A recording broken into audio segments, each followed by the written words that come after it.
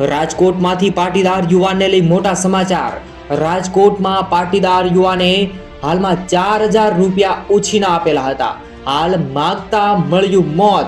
બે યુવાનોએ એને સરેઆમ રહેસી નાખ્યો।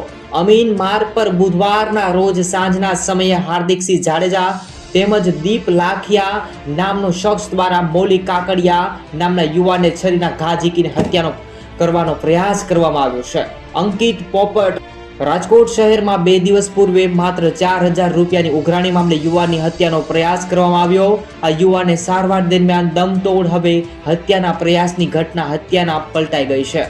હાલમાં સમગ્ર મામલે માલવીયાનગર પોલીસ તરફથી હાર્દિકસિંહ જાડેજા તેમજ દીપ લાઠિયા નામના વ્યક્તિની ધરપકડ અને આઈપીએસ કલમ 307-302 હાલમાં ગુનો નોંધવામાં આવ્યો। મળતી માહિતી પ્રમાણે મૃતક મૌલિક કાકડિયા હાર્દિકસિંહને 4000 ઉછીના આપ્યા હતા, જે રૂપિયાની ઉઘરાણી કરતા હાર્દિકસિંહ ઉશ્કેરાય અને હાલ મિત્રો સાથે મળી અને મૃતક પર તૂટી પડ્યો છે। સમગ્ર ઘટનાને લઈ અને મોટા સમાચાર જે સામે આવ્યા છે। સારવાર દરમિયાન યુવાનને દમતોડ પ્રયાસ કરવાની ઘટનામાં હત્યા પલટાય, આવી રીતે સમગ્ર ઘટના સામે આવી છે।